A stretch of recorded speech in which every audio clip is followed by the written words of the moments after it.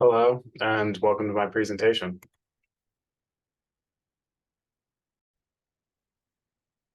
Today, we're going to be talking about wildlife corridors.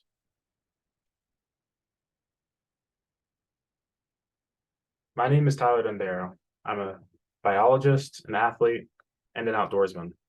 Today, I will be speaking about the wildlife corridors. Wildlife corridors are habitat highways that animals use to travel from one place to another. Many species that call Colorado home are constantly relocating for food, taking shelter from extreme weather, or mating. I spend a large portion of my free time outdoors, and I care about the environment we share with our wildlife. There is one thing all of these pictures have in common. I needed a car and roads to get to these places. Animals need roads too. As snow begins to blanket the highlands, many species of Colorado's big game descend to the lowlands, crossing roads along the way. During springtime, when the snow begins to melt, they travel back up. Colorado Parks and Wildlife tracks big game migration corridors using GPS collars, animal vehicle collision sites, and observations. Habitat fragmentation is the isolation of two or more previously connected areas of habitat.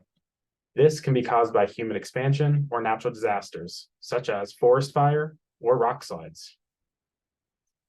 Mountain roads are constructed at lower elevations, often along rivers and valleys. These lowlands are dense with resources that wildlife depends on.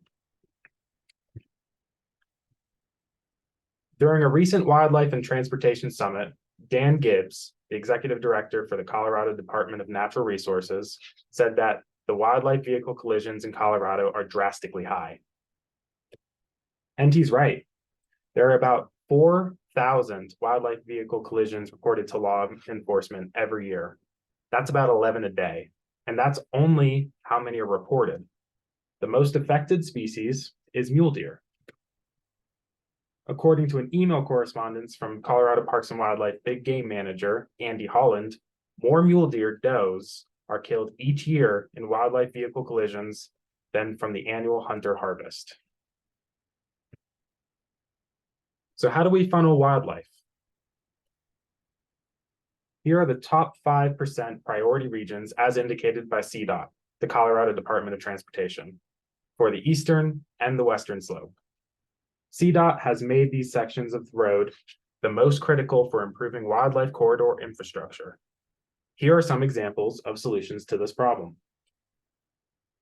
The overpass built on Highway 160, the underpass built on State Highway 13, the underpass I-25 Gap project. This connects the plains to the Rockies. And fence and ramps found alongside I-70. Wildlife corridors increase safety.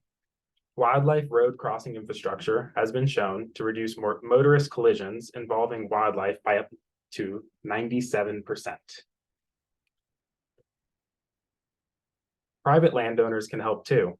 Most private landowners care about wildlife and want to help protect them during their movements.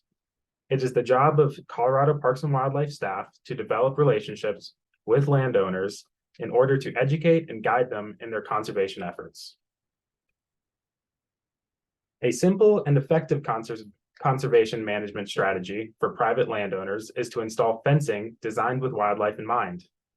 One study found, on average, one ungulate per year was found tangled for every 2.5 miles of fence in Colorado.